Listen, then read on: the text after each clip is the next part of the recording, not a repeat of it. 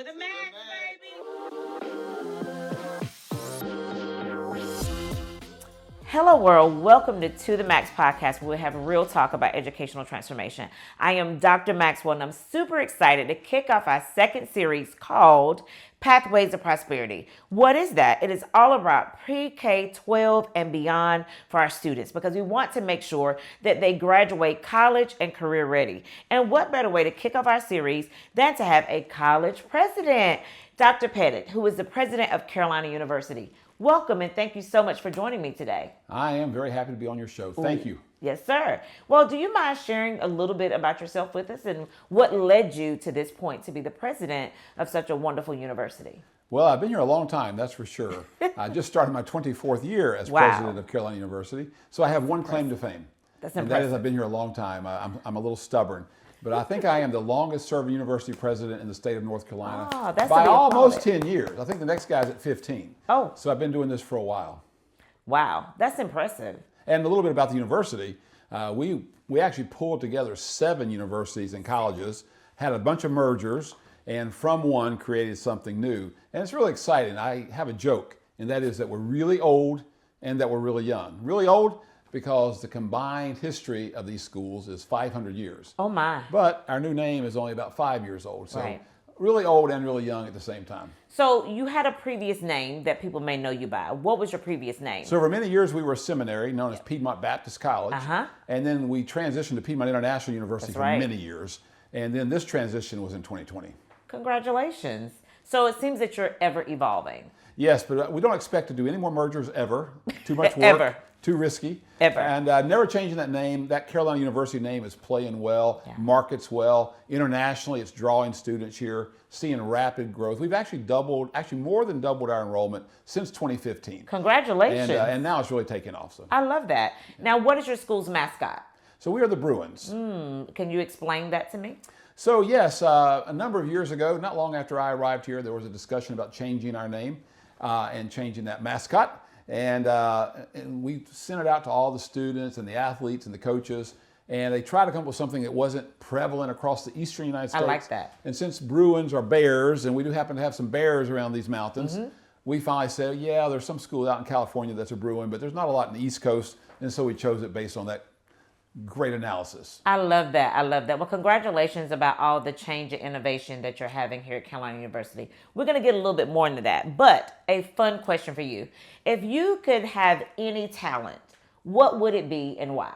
So I have a daughter who's an artist. Okay. She went 2 years here and got an associate's degree, and then she went to Savannah College of Art and Design, got her bachelor's, and she actually is a rare artist. She actually makes money as an author and as an artist. That's a blessing. I have no idea where she got that. But she didn't get that skill from you?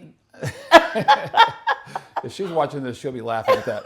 So maybe a little bit more of that. Yeah, I think that, believe it or not, the way that you've been here so long and the campus has evolved, that takes creativity. So you may be onto something, sir. She might have picked that up from you. I won't tell her that you said that. Well, if I could have any talent, I think I would be a singer. I think people who can sing can transform things. It can make a space be warm and inviting. I would really want to be able to sing. I would never stop singing. I think I would just be singing all day, every day. Well, it's never stopped me. Not being able to sing has nothing to do with whether or not I do it or not. And it's not just in the shower. No, and I don't need to be on key or I can be flat. Doesn't matter. I'm gonna still sing. It makes you joyful. Yeah. I like that. I prefer to do it when I'm not around people. Listen to me. The shower is the perfect place. So you are at a faith-based university, college. Yes. Tell us about that. So historically, it's interesting, there's a lot of well-known universities in this country that started as seminaries. In fact, Harvard and Yale and Dartmouth and Princeton and Duke University here and Wake Forest University, they all started really as seminaries. And then eventually they merged into maybe more liberal arts, in our case, more into career training and that kind of a focus. But for many years, that was our history. That was all that we offered. For most of our history, we only offered ministry degrees. We made a transition, starting with all those mergers around 2015, 2016, and now we've launched engineering school, we've got a psychology school, a business school. We're working with the innovation quarter here. We're launching biomedical technology. We're launching regenerative medicine programs. So we've decided to expand a lot of that. But we have held on to that legacy. In fact, right now, we're training more pastors than we ever have in our history. Wow. Some folks have said, it looks like you're getting away from your core, you're getting away from your base. You used to train pastors. When I arrived here, we had about 30 students training to be pastors. 30. Today, we have over 200 in the divinity that's school. impressive. So we've held on to the legacy while we've also expanded. So my question to you was, how did your community alum feel about you broadening your horizons? Did they feel like you were beginning to neglect your core?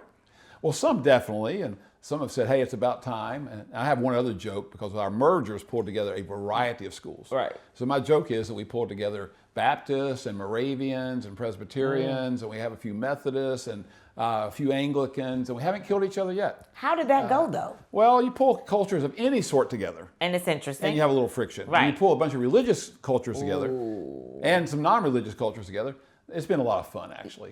That's been fun. You know, we've also grown from, and I think you'll find this really interesting, probably of all the things I'm proudest of here, Yes, sir. is that we went from a school that was all white to the most diverse university in this state. And so I said to the board when they were interviewing me for this job, if you're going to bring me in, then we're going to look like all this country, not a piece. I love that. And so today, I think we're the only university in North Carolina that's at least 20% black, at least 20% Hispanic, and at least 20% white. That's phenomenal. And we're actually this close to being the first Hispanic serving institution in North Carolina. That's a designation from the Department of Ed. And you get that designation if you reach 25% of your enrollment being Hispanic.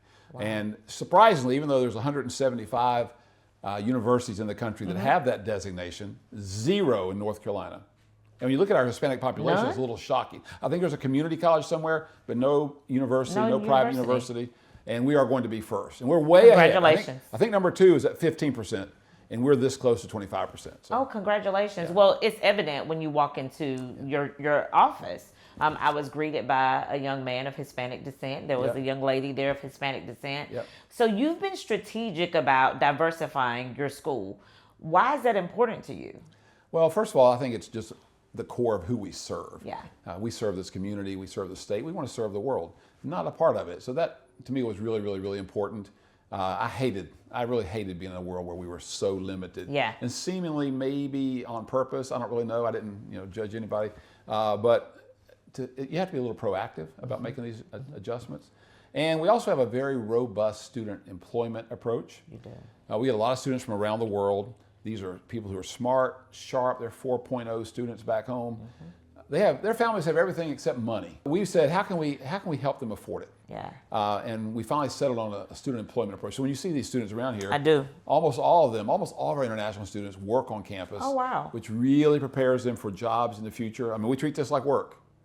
What I mean is that they come in, yes, they've been given an award. You're going to be getting $5,000 in student employment. But they have to earn that $5,000. And so they go in for an interview, they have to dress for the interview. Some person here who works here will interview them and say, okay, this job is available, but 3 of you are applying, 1 of you is going to get the job. Wow. And so they have to apply, they have to come in, and then they have to learn all the things you need to be a good employee.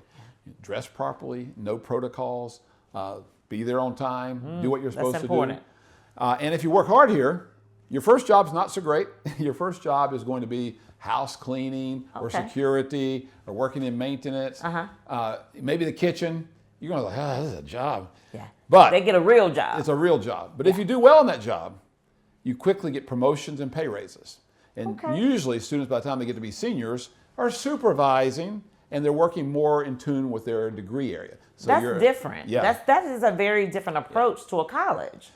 So, I mean, that is an innovative idea because you're not only preparing children academically, but you're preparing them with those soft skills that they need to go out in the world and really thrive.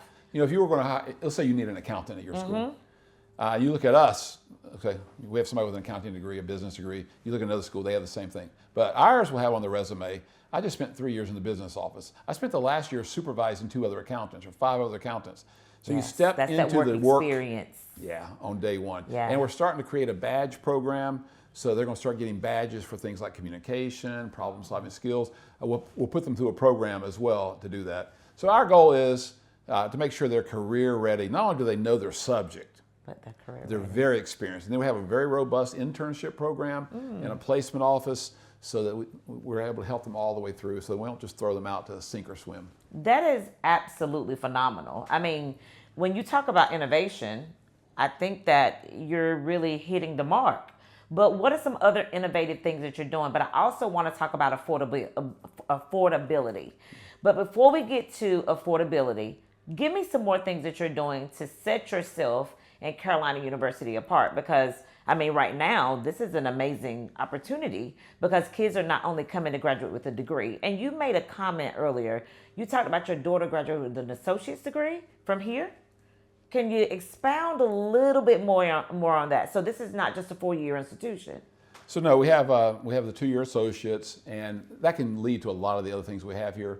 It's a foundation. A lot of folks come here and say, I don't really know what I want to study. Let me just get some learning under my belt. So they can do the 2 years, and then if they want to go to business or psychology or something else, they can. Phenomenal. Or if they want to transfer somewhere else, maybe we don't offer that. Like my daughter, we don't offer an art degree, but she was able to go and take those credits and transfer them somewhere else. And then, of course, we have bachelor's and master's. I have a huge variety of masters. I think about 50 master's degrees. Wow. Several PhDs, and then ministry-specific degrees, including a DMin and MDiv, that are the classic theology degrees and ministry preparation degrees. You're all-encompassing here. Yeah, it's pretty big. A lot of options. Now, if I decide to come to Carolina University, and I decide right now I don't know what I want to do, so I'm going to focus on a 2-year degree, do I get housing? You can get housing, yes. That's impressive. You can do. And as far as what distinguishes us, something I just mentioned and something else that's really important is the affordability that you mentioned. Yes. So we thought that if we could combine two things, prepare students for well-paying jobs and careers in high-demand fields and make it affordable, then we would help lift lots of people. Half of our students are first-generation students. Yes. Half. And so if you think about that, that's a lot. That's a lot. Their parents did not go to college. They're the first one in their family. I'm a first-generation college student. Fantastic. Yes. And so if you take a look at what surveys across the country are saying, most families, whether they're first generation or not, the vast majority of families are looking for great career preparation and affordability. Everybody's tired of the debt trap. They're tired of graduating deep And they can't get a job, and they're swamped in debt. And it takes them decades. Maybe they never pay off that college debt.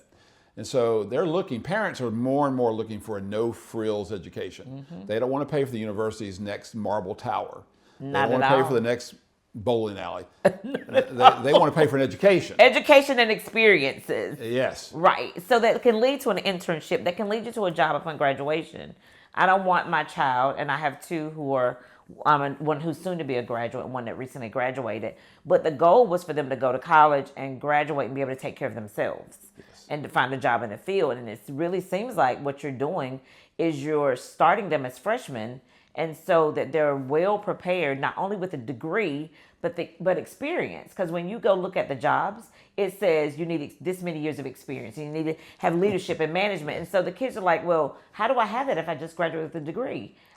Someone has to give me the opportunity, but you're building all of that into one thing. That's right. You need a job, you need experience. You need experience to get a job. But we're at least giving you the experience and a job before you graduate. I love it. And we also allow you to make a few mistakes with us. Now, I'll have to say that every semester, a student or two gets fired from a job. A number of students will get suspended for a while because they make their mistakes with us that we hope they never make with you. They're going to grow up. By the time they get to you, they've already learned those things. So you give them consequences for not performing the duties of the job? Now, you should come back and do an interview with the Student Employment Office. I mean, it is rigorous.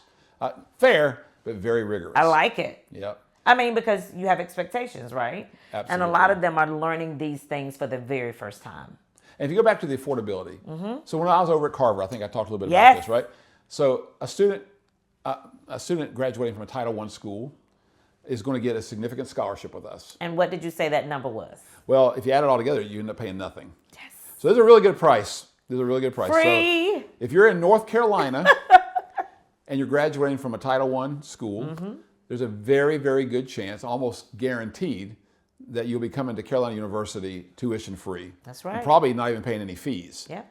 Because first of all, we're going to give you a very large scholarship. Our prices to begin with are affordable. You compare it to some of the others, we're about a third of what some of our competitors around here charge for the very same degrees. They have R1 professors, They have professors from research universities. Yes. We have professors from research universities. They have PhDs. We have PhDs. We have a program. They have a program. You put them together, you say, we don't know which is which. The difference is you're not going to go into deep debt or go broke. So that's right. First of all, you're going to get a nice scholarship. And then if your family makes under $165,000 a year, Pell Grant. You get the North Carolina need-based scholarship. Oh, that's right. You get that which is $5,000 to $10,000, pretty much guaranteed if your family makes under $165,000 a year. Oh, that's a blessing. So you're going to probably, let's say you get $7,500. Yeah. Now you maybe get a lot more. And the Pell Grant. You add all those three things together, and remember, the Pell Grant in North Carolina needs is not something you pay back. That's not a loan. Free money. That's a grant that's free. It's paying for your education. You put those three things together, and you're likely paying zero at Carolina University. Now, if you come and live on our campus, we'll charge you something for your food and your housing. Yeah. We'll actually take your food money and pass it right along to the food provider. We don't make any money off of that. We just pass it through. But our goal was to be, first of all, affordable. Yes. Because we want to lift people as much as we can. And then we said every new degree that we would launch would have to meet two criteria. We started this about 2018. Criteria number one, it has to lead to the jobs of the future. Now, we didn't guess. We looked at the Bureau of Labor Statistics. We looked at the World Economic Forum. Yes. These places predict where to expect double-digit job growth for the next 20 years. And you might imagine it's things like artificial intelligence, robotics, big right now. Data science. Yes. It's things like medical, especially regen medicine, biomedical. And so we said, let's launch only degrees that are almost going to guarantee if you're just a decent person, you're going to have a job. Decent. Because there's a demand. They're begging for workers in these fields. And then number two, we said that it would have to be well-paying jobs. So we don't offer a culinary degree. I'm not opposed to those degrees. Right. Nothing's wrong with that. Because you'll have a job. But you just won't ever make any money. You're offering high-wage jobs. I want our graduates to lift themselves, lift their families, and their communities. And then be in a position to make an impact and hopefully make a difference. So, it'll be my goal that they're going to graduate from here, do really, really well. And they're going to walk up to you one day and say, can I give a grant to Carver? Yes. And they're going to walk over to me and say, can I give a grant to Carolina University? Yes. You guys invested in me. I want to invest in you. Back. And I tell all of our students, you're here, I think about 98% of our students get a nice scholarship. And so I tell our students, I think it's 98. Of your students get I might stand corrected, it might be 97, but a large number. That's a massive number of students who get a scholarship. Almost all. And so I stand up and make this speech 2 or 3 times a year in different ways. And the speech is, you're here at this university because someone you don't know and you may never meet believes in you as a class of people, students who want to make a difference, so much that they write big checks to this university. That's a blessing. So they write these checks and then we pass them on to you as scholarships. One day, you're the person writing the check. That's it. You're going to come back here and say, wow, I graduated, I started my own business, I went into this field, I'm making lots of money. I'm going to take care of myself, and I'm going to take care of my family and my extended family, but I'm also going to invest in those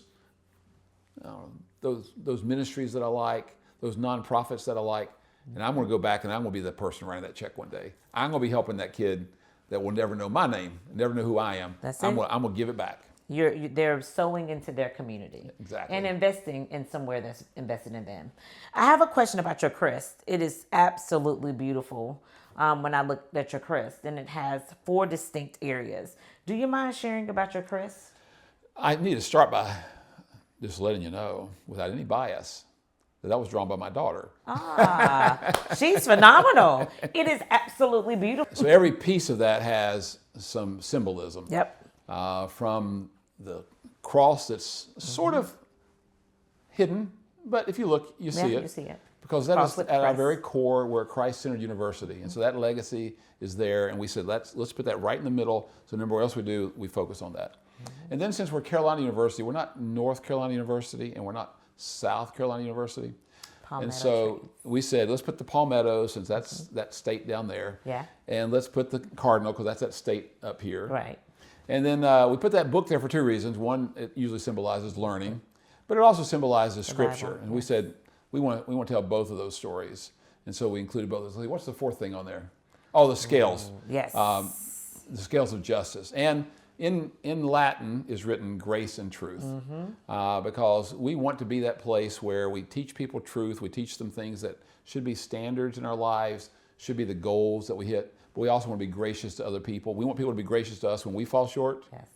but we want to be both ways, a two-way street as well. Beautiful. And then I think there's a couple other things, like it has the the year is 1903. If you take a look at the 5 universities that came together, the oldest one of the 5, or 7. I mean, the oldest one of the 7 was 1903, and so we put that on the seal as our founding date. And then we have something that symbolizes North Carolina. The colors are red, white, and blue and gold. Our mascot is blue and gold, but the red, white, and blue is from the state of North Carolina, and it's the exact same numbers on the colors as you would get out of the flag. Carolina University seems to me to be a place that's about collaboration, empathy, understanding, and just being a good person. It gives you a very warm feeling when I spent time perusing the website and really getting to know. But you said something on the website that really interested me. It says most institutions do things the same way because it's what we've always done or they've always done. But at Carolina University, we do things differently and we do what is in the best interest of our students. I just love that because in pre-K-12, our goal is supposed to be to do what's in the best interest of our students and to help prepare them for this changing society. Is there anything that you think pre-K-12 schools can do differently to help better prepare students so when they walk in your door, you don't have to spend so much time teaching them soft skills and building up their capacity?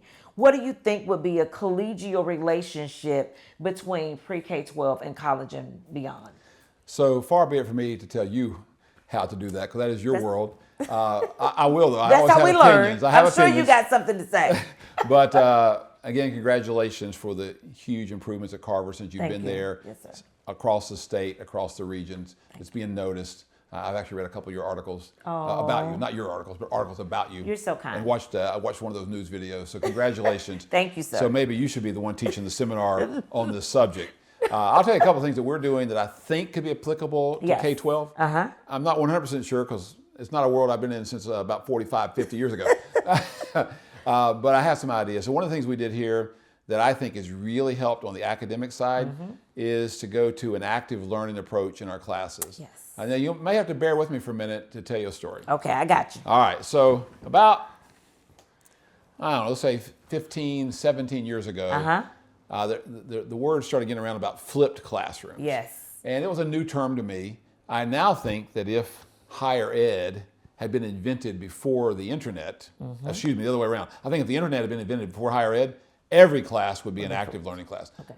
Sadly, what we did in higher ed is that we took our hundreds of years old model, and when the internet came along, we just tried to force it through the wires. We didn't really stop and say, this thing produces an opportunity here to really improve our models. So we started thinking about that when other people started experimenting with this thing called a flipped classroom. So here's the story. Yes, sir. So maybe 17 years ago, I watched a video of a Harvard professor speaking to an auditorium full of other professors. Now, you'd think that would put you to sleep pretty quickly. But this actually ended up being interesting to me. And he talked about this model. He said for many years, the way I taught was the way most of us learned back in the day. I would go in the classroom and I would lecture. Stand and deliver. And the students would furiously take notes, except they can't keep up with me, so they only get a little bit of what I'm saying. Later, they're at home or in their dorm room doing some assignment that they can't really understand because their notes don't make any sense because they didn't get good notes. They're talking to others. They can't talk to me. I'm at my house. And they talk to their fellow students, and it's a struggle all the time. And he said, I started thinking about reversing that. And he said, so I flipped my physics class. And he said, what I do now, instead of them getting a lecture in the classroom, they get the lecture at home. And instead of doing homework at home, they do the homework in my classroom. He said, now it improves all aspects of that. He said, first of all, they get a lot better lecture. And the reason they get a lot better lecture is because it's recorded. He said, now I can go in on Monday morning hungover and teach my class and just say whatever. I can just fill time because I'm not prepared. Right. He said, I can't do that on a video. No. Because first of all, mom and dad and other people, it may be posted on YouTube somewhere. The whole world may see my video. It has to be intentional. So I've got to make it the very best. He said, I put so much time into making these perfect. He said, so first of all, the students win that way. Secondly, they win because they do it at the time they like to do it. You're a night person, you're a morning person, do it when you want to. Next, they get to do it at their speed. You're that student who already knows this, you can fast forward through that section. You're another student who says, man, I don't get that. Let me rewind that, watch that a couple of times until I get it. Let me write down some things. Let me think about that. You get to do all those things. He said, so there's all kinds of wins on the lecture side. And students go at different speeds. And when you're a teacher and you're lecturing, you can only go at one speed. These people are bored, these people are behind. Now they're all where they need to be. He said, but the real win takes place when you walk into my live, active learning classroom and we do things that develop critical thinking skills. I love it. We do things that solve problems in your brain. We do things that cause you to communicate and collaborate with other people and work as a team. He said, let me give you an example. Now, this is what caught my attention.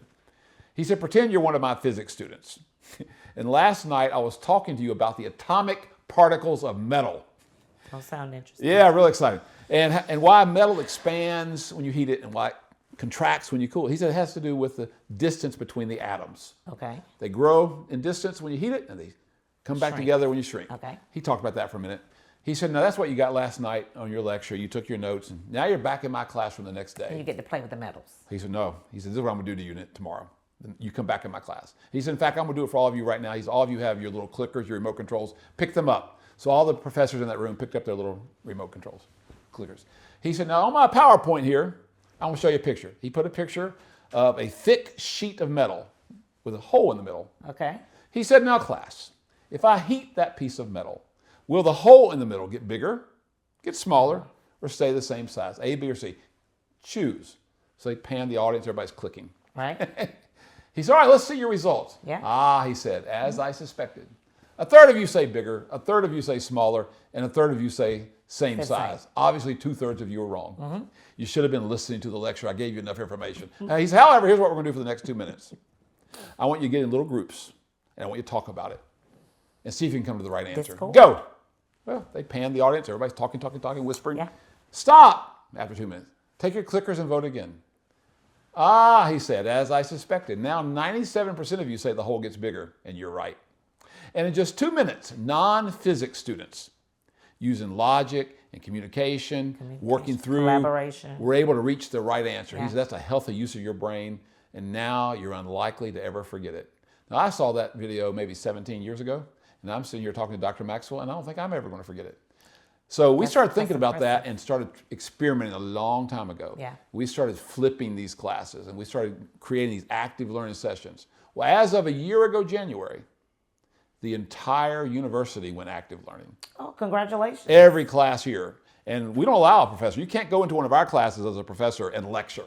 That's on the video. I think that's phenomenal. You shouldn't go in any class and lecture. Children don't have that attention span. Exactly. Life is at such a rapid speed with technology. So why do we think they can sit for 15, 20, 30, 40, 90 minutes to listen to you talk at them? It's boring. And there may be a few exceptions. Like if you're in a, if you're taking a language, a foreign language. That's different. And if you're in a lab or something. That's different. Basically, every normal chalk and talk kind of class is taught that way here. It's taught that way. So that's one innovation. And another one is our 7-week approach. You want to hear about that? Yes, I would love to hear a 7-week approach. Most universities separated online from on campus. Yes. And their online classes are usually shorter, 7 weeks, 5 weeks. Exactly. Something like that. Mainly because they're helping busy adults.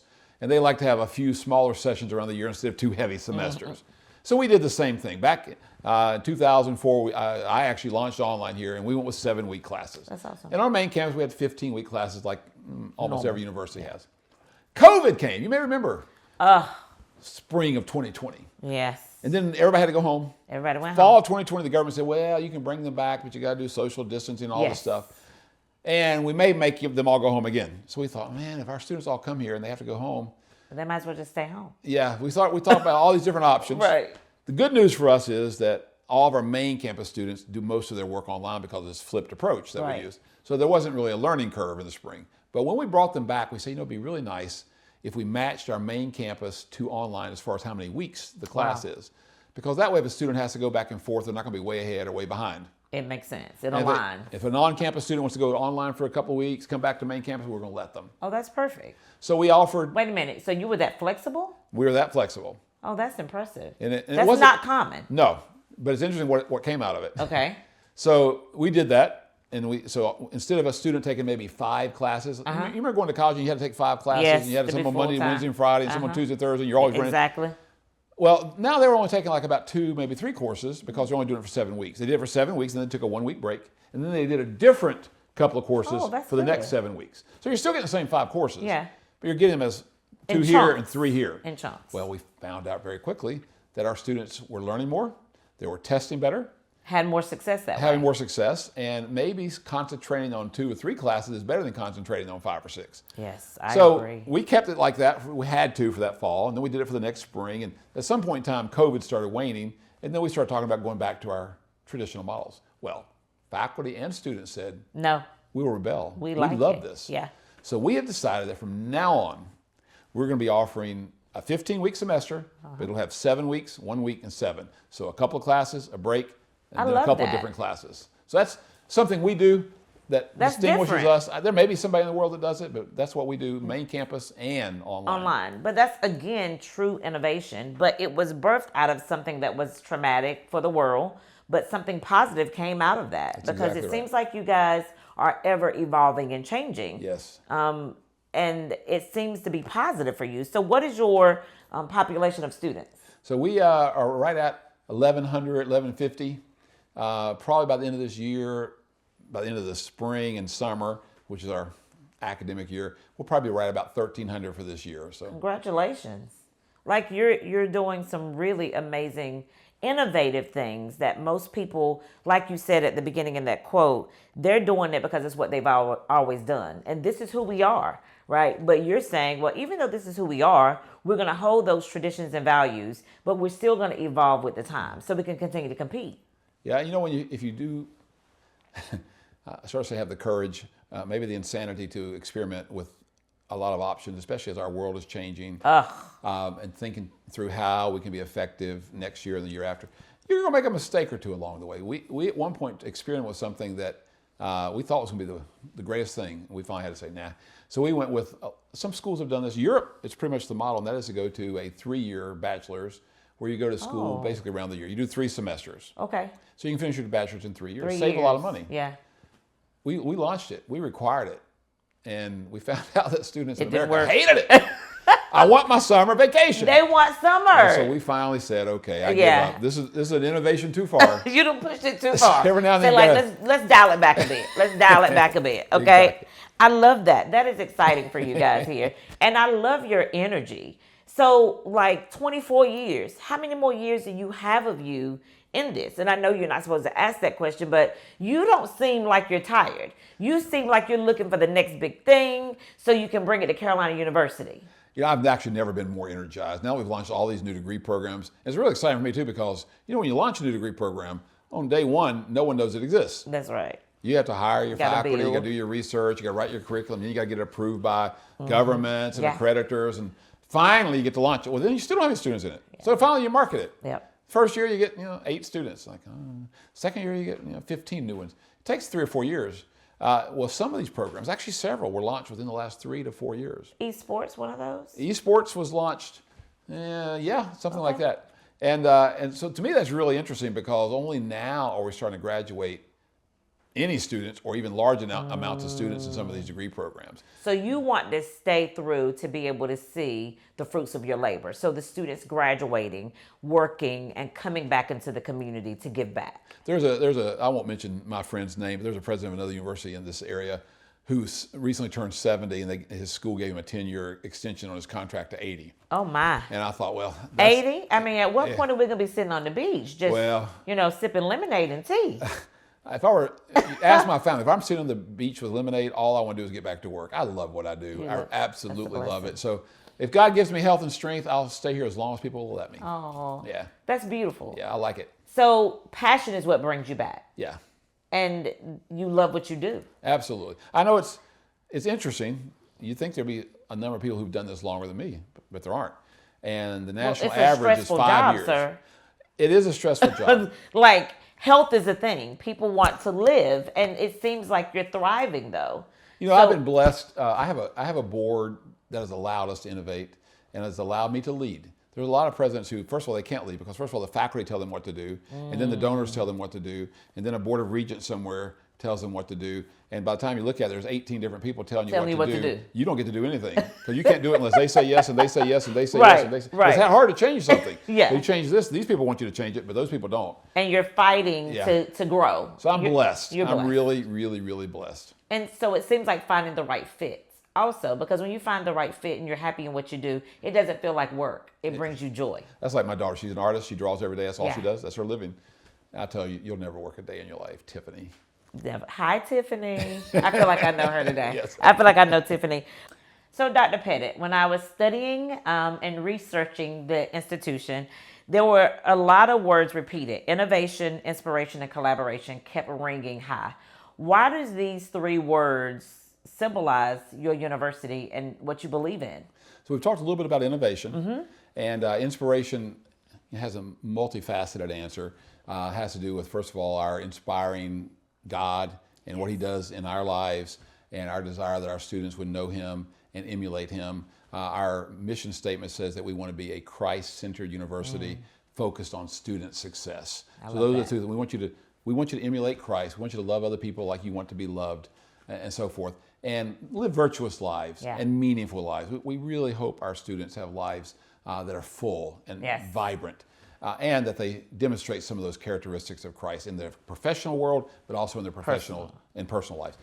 So we want that. That's the inspiration part of it. But when you get to the collaboration, we've been a little unusual. First of all, we pulled 7 universities together. You did. I don't know how you pulled all those different people, the different beliefs. That just seems like a lot of chaos and confusion. And how do you withstand, because it seems like you went through the fire and y'all came out more positive on the other side. But how did you go through the fire and not get burned to the point that you're like, oh no, you know what, forget all of this. We can go on back and do it our way. How did you do that? I had a provost who worked for us for many, many, many years. Okay. In fact, her dad was a president here years ago. Wonderful human. She told me yesterday, you seem to like, she's retired now, she said, you seem to really love controlled chaos. And I said, I like that. I'm not sure about the controlled part, and I don't really love it. But sometimes you have to be a little disruptive to move things forward and get somewhere. And so it's not my goal to disrupt. That's not my goal. My goal is to get somewhere. But you just have to do things to make it happen. But you can't move if you don't disrupt. No. Because that's how change comes, right? Yes. We all, the old saying is everybody wants things to be different and nobody wants to change. That's it. I'm sorry. You can't be different if you're not willing to change. So anyway, it's just part of it. But on that collaboration front, in addition to those kinds of mergers, we have built relationships really around this world. I've taken 9 trips to Central and South America in the last 3.5 years. I have met with government officials. I've met with many academic leaders. I've met with many business leaders to build these relationships and networks. Whether we're going to be training a bunch of leaders in a business network in Colombia or whatever we're doing, we're building these networks. I'm at Carver. You are at Carver. Because we're building a relationship. We are building a relationship. We want to help you. You want to help us. And we're going to find a way. We actually already are finding ways. We're going to find many more. Yeah. And so we believe we live in a collaborative world. Yeah. And it can no longer just be me doing my thing and you doing your thing. We've got to collaborate. If we really want to go forward, you got to collaborate. And so it's really at the very core of who we are. So 2 things. Interesting that you found those words, because you're right. Those are 3 important words. Yes. So something comes up out of me when you said that. The late John Lewis talked about good trouble. And so it seems like you like good trouble, which is your organized chaos. Yeah. I love that. And I love that quote. I love that. He was good at that too. He was a great man at that, wasn't he? You you got to stir it up. You don't want to live to stir things up. But every now and then, if something doesn't stir up, nothing's going to happen. It needs to be stirred up because I think if we did not become the most diverse university in the state without stirring by sitting things on up. our hands and without a couple of people saying, I don't like that. I'm sure a lot of people I earned these. Look, I'm sure a lot of people said, I don't like that. Now, you said something that I have somewhere else to go, but how do you feel about removing prayer from schools? And do you think that has an impact on the increase in discipline, the lack of the home? Sheriff Kimbrough was just on the news, and he talked about how home has to raise children, and schools support that, along with, community members, the sheriff's office. So how do you feel about the removal of religion from school and the impact it's had on our society as a whole? Well, as long as there are exams in schools, you're not going to remove prayer. I don't care how hard. Yeah, because we got to pray. Because, honey, we be praying. Lord, let them pass. No, the student. Please. The student. God, help me to understand this question. But the kids praying, but we praying. We might be praying hard. Everybody's praying. We might be praying hard. I spent a good bit of time in the Middle East, and I've been in some countries where there's, and also in parts of Asia, where there are religions that I don't cater to, right? Yes, sir. I don't adhere to those religions. And in some of those countries, they force every student to pray prayers of that religion. You go to that class, you have to pray that prayer. You have to do that prayer. Or we actually opened and operated a branch campus in Alexandria, Egypt for years back when I first started here. One of the first things I did. Amazing. Yeah, talk about innovation. And we actually rented a beautiful facility in Alexandria, Egypt. Wow. And around that campus were these minarets. And so Islamic prayers were prayed through loudspeakers aimed directly at our students. So we're in there in a Christian environment teaching, and yet 5 times a day you're hearing these prayers that are blasting in there. And then you go to the school there in some of those countries, and you're going to be forced to pray those sectarian prayers. Yes. And so I thought, I don't think this should be forced on people. No. And then I thought, maybe those views I've had all those years that we ought to force prayer into our schools aren't as great as I thought. I think, so, to me, there's maybe a little balance here, but for the most part, I don't think it should be something pushed on students. It should be a decision that people make. And it could just be a moment of silence, and you have a moment with your higher power, your high and big. Because everybody needs something to believe in, right? Yeah, in my public, I went to school a couple years ago, to elementary school, and it was a public school. Yeah. And prayer every day, or Bible and prayer every day. Oh, wow. Yeah. But this was in the early 60s. Oh, okay. That was the early 60s. That will not happen. Mid-60s. Okay, that would not happen in 2025, no, sir. No. Okay. So you talk a lot about collaboration and innovation and inspiration. And right now, the way that things are in our world and our society, it just feels really scary. I am a, high school administrator, and we've seen massive impacts with the legislation that is moving forward. And then we're also apprehensive about what's going to happen next, right? We've seen that stores and communities have to stop talking about diversity, equity, and inclusion. And you've said those words numerous times.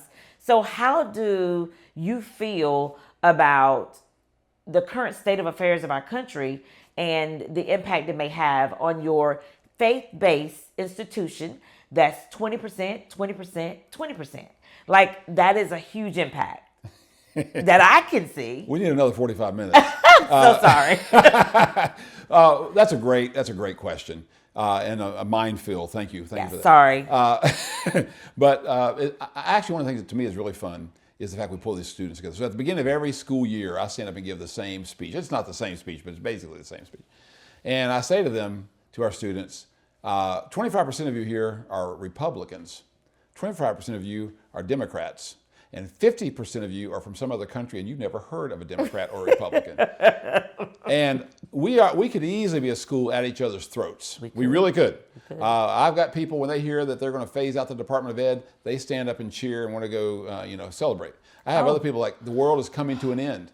And I have everything in between. Yes. And so it's fun to navigate that world. I actually love the fact that we have that.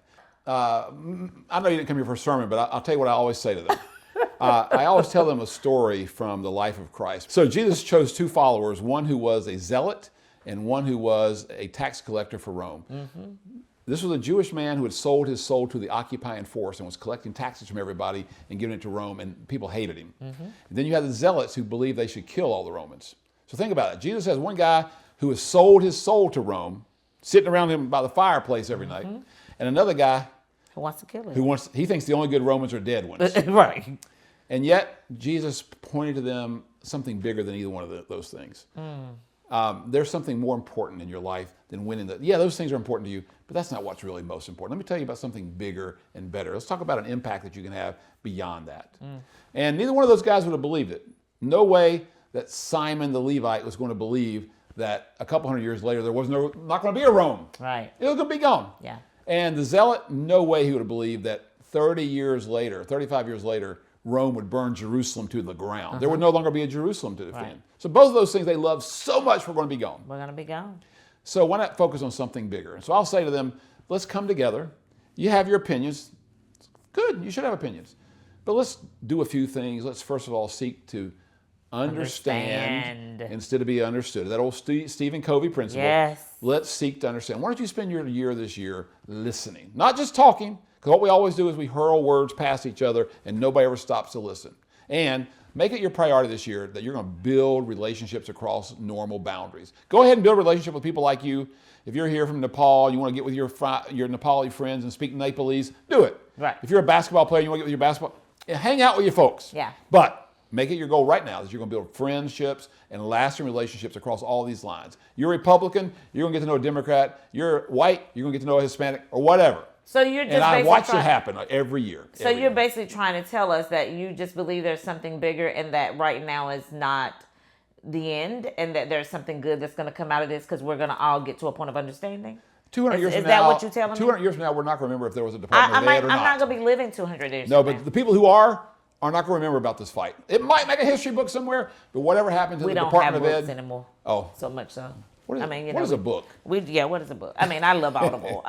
But at the end of the day, Department of Ed, I'm terrified about that because that means that all states get to make decisions about how we serve children. And I think, to me, when we're already struggling with equity and access, that makes the divide even larger, even though it's already large.